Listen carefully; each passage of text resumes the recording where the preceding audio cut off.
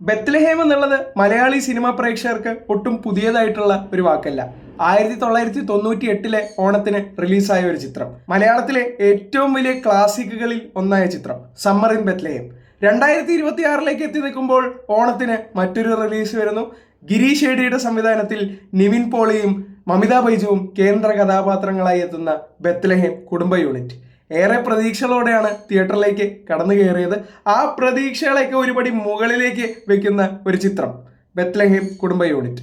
ആദ്യം തന്നെ എടുത്തു പറയാനുള്ളത് ഈ സിനിമയിലെ പെർഫോമൻസുകളാണ്. സ്ക്രീനിൽ വന്നു പോകുന്ന എല്ലാവരും അഴിഞ്ഞാടുന്ന ഒരു സിനിമ. അത്രയും നന്നായിട്ടാണ് ഓരോ ക്യാരക്ടേഴ്സും ഈ സിനിമയിൽ പെർഫോം ചെയ്തിട്ടുള്ളത്. പേരെടുത്ത് പറയുകയാണെങ്കിൽ ഓരോരുത്തരെയും പറയേണ്ടി വരും. അത്രയും രീതിക്കുള്ള ക്യാരക്ടേഴ്സ് ഈ സിനിമയിലുണ്ട്. കുറെ ക്യാരക്ടേഴ്സ് ഉണ്ട്, ഒരു 10-20 ക്യാരക്ടേഴ്സ് ഒക്കെ എന്തായാലും ഈ സിനിമയിലുണ്ട്.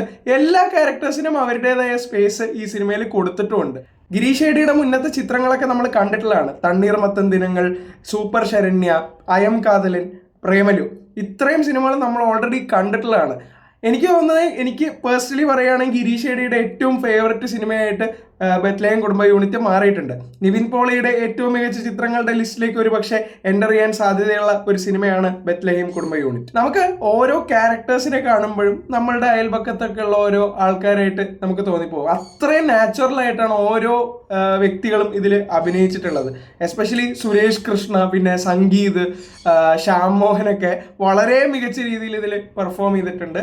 പിന്നെ ഈ ഒരു സിനിമ എന്തായാലും 100 കോടി 150 കോടി വരെയൊക്കെ എത്തിയാലും ഒരു അത്ഭുതമില്ല. കാരണം അത്രയും കുടുംബ പ്രേക്ഷകർ ഏറ്റെടുക്കാൻ സാധ്യതയുള്ള ഒരു സിനിമയായിട്ടാണ് എനിക്ക് തോന്നിയിട്ടുള്ളത്. ക്ലിയർ ഓണം വിന്നർ, യാതൊരു സംശയമില്ല. ധൈര്യമായിട്ട് പോയി ടിക്കറ്റ് എടുത്ത് തിയേറ്ററിൽ പോയി കാണുക. നിങ്ങൾക്ക് എന്തായാലും ഇഷ്ടപ്പെടും എന്നുള്ള കാര്യത്തിൽ എനിക്ക് യാതൊരു സംശയമില്ല. പിന്നെ ഗിരീഷ് ഷേഡിക്ക് എന്തോ മാജിക് ഉണ്ട്. തിയേറ്ററിൽ പടങ്ങൾ വർക്കൗട്ടാക്കി എടുക്കുന്ന ഒരു മാജിക്. ആ മാജിക് ഇനിയും തുടരട്ടെ, ഇനിയും സിനിമകൾ വരട്ടെ. എനിക്ക് മുന്നേ ഒരു സംശയം ഉണ്ടായിരുന്നുള്ളൂ. അതായത് നിവിൻ പോളിയും മമിത ബൈജും ഇത്രയും വയസ്സ് വ്യത്യാസമുള്ള ആൾക്കാരായതുകൊണ്ട് ആ ഒരു വയസ്സ് വ്യത്യാസം എങ്ങനെ ചെയ്ത് ഫലിപ്പിക്കാൻ പറ്റുന്നത്, അത് തന്നെയാണ് ഈ സിനിമയിൽ ഡിസ്കസ് ചെയ്തിട്ടുള്ളത്.